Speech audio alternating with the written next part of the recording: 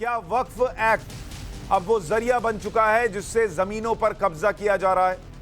वक्फ act की आड़ में पूरा का पूरा गांव वक्फ की संपत्ति बना दिया जा रहा है। तमिलनाडु के त्रिची जिले में ऐसा ही एक मामला सामने आया। त्रिची जिले में, जो कि एक गांव है तिरुचेंतुरई और हिंदू बहुल गांव, वहां दावा ऐसा किया गया है कि पूरे गांव को ही वक्फ संपत्ति घोषित कर दिया गया है। यानी इस गांव का कोई निवासी अपनी संपत्ति बेच नहीं सकता। इसका खुलासा तब हुआ जब इस गांव में राजगोपाल नाम के एक शख्स ने अपनी 1 करोड़ की जमीन बेचने का फैसला, 1 एकड़ जमीन बेचने का फैसला किया। जमीन की रजिस्ट्री के लिए जब वो रजिस्ट्रार ऑफिस पहुंचे तो पता चला कि जमीन वक्फ की हो गई है। उसका मालिकाना हक तो वक्फ बोर्ड के पास है। उस आदमी को होश उड़ गए, ये तो मेरी जमीन थी, और कहा गया कि जमीन बेचना है तो वक्फ बोर्ड चेन्नई से एनओसी लेकर आइए। केवल राजगोपाल की जमीन ही नहीं, पूरे तिरुचेंतुरई गांव की जमीन वक्फ के नाम पर बताई गई। राजगोपाल का कहना है कि तिरुचेंतुरई गांव में उनकी कृषि भूमि है जो पिछले 40 साल से उनके पास है। जमीन के सारे डॉक्यूमेंट हैं उनके पास। जब वो अपनी जमीन बेचने गए तो रजिस्ट्रार कहने लगा कि मुस्लिम समुदाय के एक व्यक्ति ने उसे पहले से रजिस्टर करा रखा है और वक्फ बोर्ड ने भी ये जानकारी दी। जमीन नहीं बिकने के कारण उनकी बेटी की शादी रुक गई। बेटी की शादी के लिए जिन लोगों से पैसा लिया गया था वो पैसे वापस मांग रहे हैं, जिसके कारण वो मानसिक तौर पर बीमार रहने लगे और आत्महत्या करने के बारे में भी सोचने लगे। राजगोपाल का कहना है कि वो अपनी जमीन का मुआवजा चाहते हैं। सवाल यह है कि पूरा का पूरा गांव, जो हिंदू बहुल गांव है, जहां सदियों साल से एक मंदिर भी है, वो वक्फ की संपत्ति कैसे हो सकता है भाई?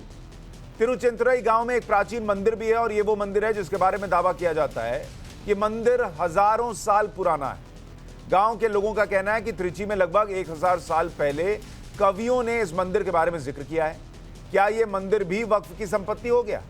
वो भी तब जब यह मंदिर 1300 से 1500 साल पुराना है। और तो और मंदिर की दीवार पर यह भी लिखा है कि इसे कब बनाया, किसने बनाया और क्यों बनाया।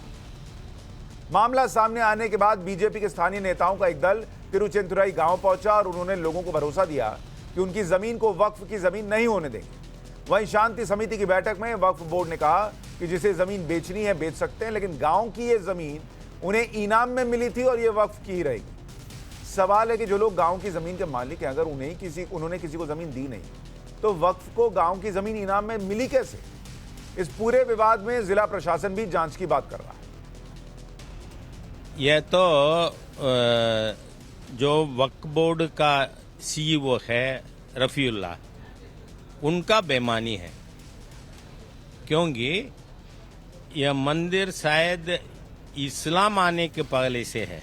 इसीलिए यह फ्रॉडुलेंट एक्ट को हम विरुद्ध करेंगे। वो आपके प्रॉपर्टी में घपला बहुत हो रहा है। बहुत सारी जमीनें लोगों ने लूटी है और लूटने वाले हिंदू हैं, मुसलमान है, सब है। लेकिन मैं जिम्मेदार मुसलमानों को तय करूंगा, क्योंकि वो उनके हाथ में वक्फ बोर्ड रहता है। तमिलनाडु के त्रिची के इस गांव का मामला हो, जहां पूरा गांव वक्फ ने कह दिया कि हमारा है, फिर ज्ञानवापी के मस्जिद का मुद्दा हो, या फिर कर्नाटक के ईदगाह का मसला, हर बार यही दलील उठाकर रख दी जाती है कि वो जमीन, वो जगह वक्फ की है, और ये साबित करने के लिए वक्फ एक्ट 1995 का हवाला दे दिया जाता है। वक्फ एक्ट को लेकर कई तरह की आपत्तियां हैं।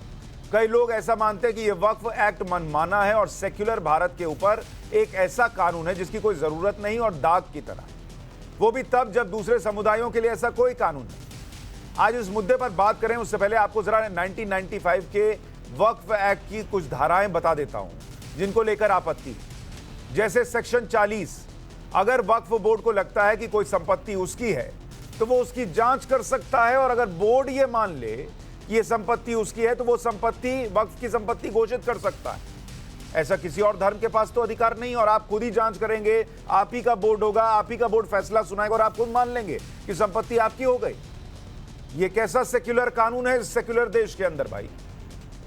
इसी 95 के एक्ट में जो कांग्रेस की नरसिम्हा राव सरकार लेकर आई थी, सेक्शन 54 है, वो कहता है वक्फ बोर्ड सिर्फ किसी संपत्ति को वक्फ संपत्ति नहीं घोषित कर सकता, बल्कि वो संपत्ति पर अतिक्रमण को हटाने के लिए डीएम को कह भी सकता है। क्या हिंदू, सिख, पारसी, जैन, ईसाई, इनके पास कोई ऐसा अधिकार है कि डीएम को कहेंगे ये मेरी संपत्ति है, इसको खाली कराओ? 1995 के वक्फ एक्ट का सेक्शन 4 और 5 इसके तहत किसी संपत्ति का सर्वे भी राज्य सरकार के खर्चे से होगा। राज्य सरकार के खर्चे से क्यों होगा भाई? और इसके लिए राज्य सरकार को सर्वेक्षण आयुक्त, सहायक सर्वेक्षण आयुक्त नियुक्त करना होगा। वक्फ एक्ट 1995 का सेक्शन 85 कहता है कि अगर आपकी संपत्ति को वक्फ घोषित कर दिया जाए और आप इसके खिलाफ हैं तो आप सिविल कोर्ट नहीं जा सकते, बल्कि आपको वक्फ के ट्रिब्यूनल में जाना होगा। 89 सेक्शन 89 कहता है अगर वक्फ बोर्ड के किसी फैसले के खिलाफ कोर्ट जाना चाहते हैं तो आपको वक्फ बोर्ड को 2 महीने का नोटिस देना होगा। सेक्शन 101 के तहत वक्फ बोर्ड के सदस्य सर्वेक्षण आयुक्त बोर्ड के प्रत्येक अधिकारी को पब्लिक सर्वेंट माना गया है। सेक्शन 83 में, इस सेक्शन में साफ लिखा है कि वक्फ ट्रिब्यूनल के पास वैसी ही पावर होगी जैसी सिविल कोर्ट के पास होती है। ट्रिब्यूनल का फैसला फाइनल होगा और उसे सभी पक्ष को मानना होगा। फैसले के खिलाफ अपील नहीं की जा सकती। सिर्फ हाईकोर्ट के पास यह पावर होगी कि अगर कोई अपील करे या स्वतः संज्ञान लेते हुए वो ट्रिब्यूनल के फैसले की लीगैलिटी चेक कर सकता है। लेकिन सवाल यह है कि अगर देश सेक्युलर है तो फिर इस तरह का एक्ट क्यों है इस देश के अंदर? देश में हिंदू, मुसलमान, सिख, ईसाई हर धर्म के लोग रहते हैं, सिर्फ मुसलमानों के लिए अलग से वक्फ बोर्ड क्यों? ऐसे एक्ट की आड़ में सेक्युलर देश में जमीन हड़पने की जातियां नहीं हो रही क्या?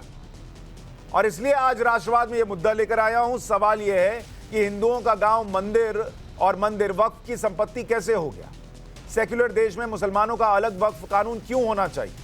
तमिलनाडु वक्फ बोर्ड ने किसकी शय पर हड़पा गांव? देश सेक्युलर है तो फिर वक्फ एक्ट की जरूरत क्या है? क्या इसको हटाना चाहिए? चर्चा करने के लिए वकील डॉक्टर रिजवान अहमद हमारे साथ जुड़ रहे हैं। हमारे साथ वकील विष्णु जैन स्टूडियो में मौजूद हैं। अतिकुर रहमान मुस्लिम स्कॉलर जुड़ रहे हैं और मुफ्ती मंजूर जियाई मुस्लिम स्कॉलर हमारे साथ जुड़ रहे हैं। सबसे पहले विष्णु जैन जी, मैं आपके पास आ रहा हूं। ये मुद्दा हमने सबसे पहले पाठशाला में दिखाया, फिर मैंने इसको उठाया, ये मुद्दा फिर सामने आया कि पूरा गांव वक्फ ने कह दिया कि हमारी संपत्ति है। और लोगों ने, जिन्होंने, जब आपने ये जानकारी दी कि वक्फ एक्ट में क्या है, तो लोगों के पैरों तले जमीन निकल गई। लोगों को पता ही नहीं था कि ऐसी भी चीज इस देश में चल रही है। क्या यह संभव है कि एक पूरा गांव वक्फ की प्रॉपर्टी हो जाए जो हिंदू बहुल है, जहां सदियों पुराना मंदिर भी है? और क्या इस एक्ट को इस सेक्युलर देश से खत्म होना चाहिए? देखिए सुशांत जी, सबसे पहले मैं आपको हृदय की गहराइयों से बहुत बहुत धन्यवाद देना चाहता हूं और आपके चैनल को बहुत बहुत धन्यवाद देना चाहता हूं कि ये मुद्दा आपने उठाया। और आज यहाँ पे मुद्दा ये है कि अगर आज वक्फ एक्ट 1995 मुस्लिम्स के इंटर सी प्रॉपर्टी मैनेजमेंट के लिए बने तो इस देश में किसी को कोई दिक्कत नहीं है। और इनिशियली जब वक्फ एक्ट 1923 आया था तो ये सब प्रोविजंस थे भी नहीं उसमें।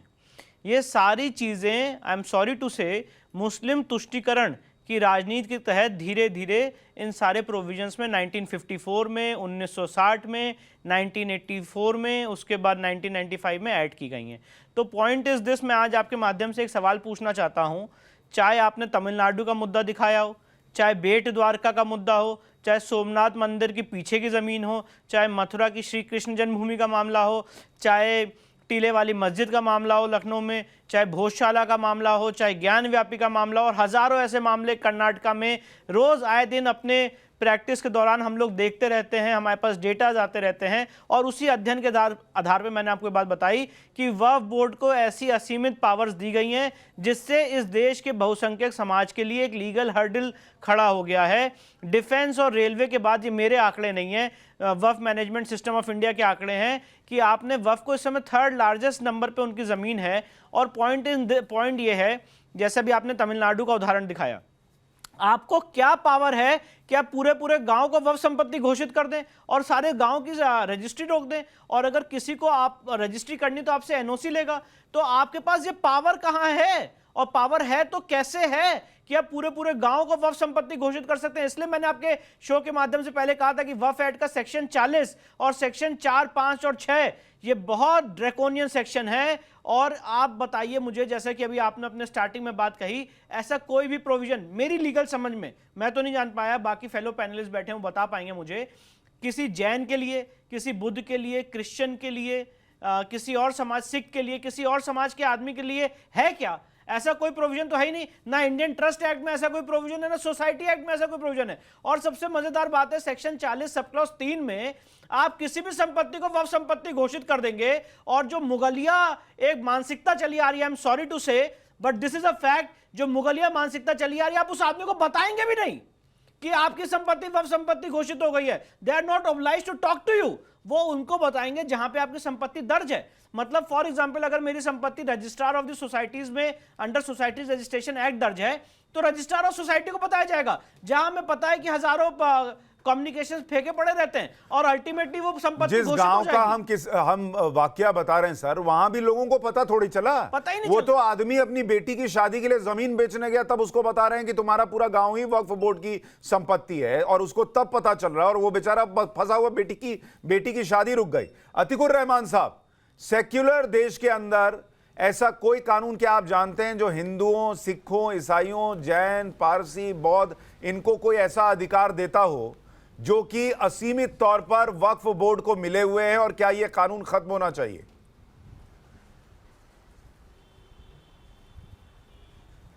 सुशांत जी, जहां तक कि मैं समझ रहा हूं पूरी ये कंट्रोवर्सी को, ये वक्फ बोर्ड का कोई राइट नहीं बनता है किसी एक आदमी को भी वो तकलीफ पहुंचाएं।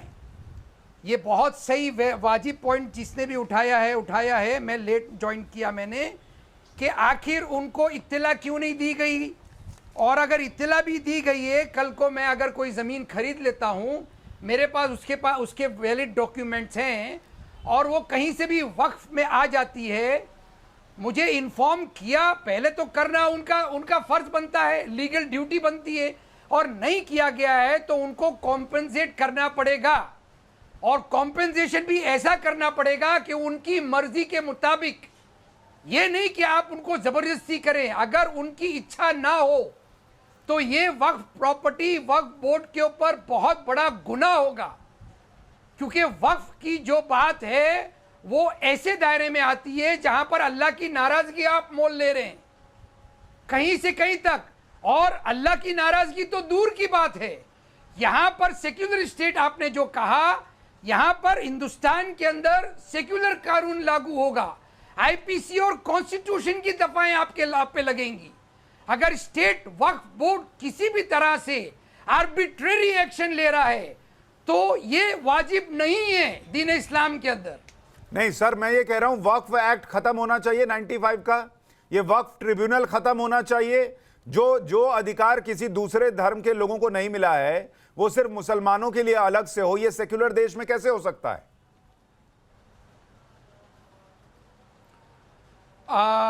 सुशांत जी, ये थोड़ा सा पेचीदा मामला है, इसलिए अगर आप वक्फ एक्ट को खत्म कर देंगे तो इसका मतलब है कोई मुसलमान अपनी जगहों को वक्फ नहीं कर पाएगा अपनी मर्जी से, और अगर वो वक्फ नहीं कर पाएगा तो वो मतलब किसी और तरीके से बेचेगा, किसी और तरीके इसको उसका गलत इस्तेमाल होगा। क्यों नहीं कर पाएगा सर? वक्फ करने जैसे का मतलब मैं बतौर ये है, हिंदू, मैं भी मान लीजिए कोई जमीन दान में देना चाहता हूं, तो मेरे पास तो कोई हिंदू एक्ट तो ऐसा है नहीं कि मैं दान देने के लिए उस एक्ट के साथ जाऊं।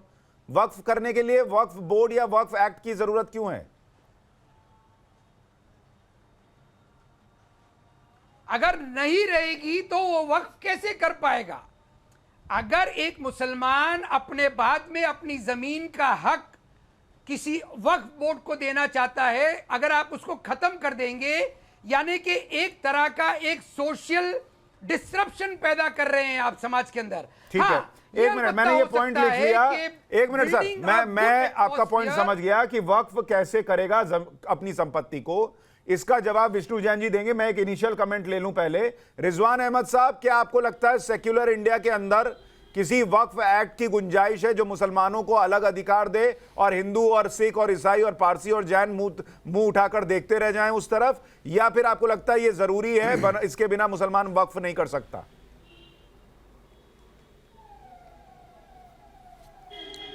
जी शुक्रिया, जय हिंद, वंदे मातरम। एक तो मैं आपको बात बताऊं थोड़ा सा इस मुद्दे से हटके, जब मैं कमेंट्री में लोगों के बयान में ये किसी लीगल मैटर में ये बात सुनता हूं कि ये गैर इस्लामिक है, ये कुरान की नज़र से गलत है, ये इस्लाम की नज़र से गुनाह है, तो सुशांत मैं बड़ा इरिटेट होता हूं। अरे यार, गुनाह कुरान की नज़र से, इस्लाम की नज़र से ये अपने घर पर रखो भाई। इस्लाम की नज़र से क्या गुनाह है और क्या सवाब है यार, इसका देश से कोई मतलब नहीं, इसका विष्णु जैन से कोई मतलब नहीं, इसका सुशांत से कोई मतलब नहीं। हर जगह हर बात में इस्लामी नजर मत ले आया करो। कभी कभी पूरा बयान संविधान के अधीन ही दे दिया करो, सुनने में अच्छा लगता है।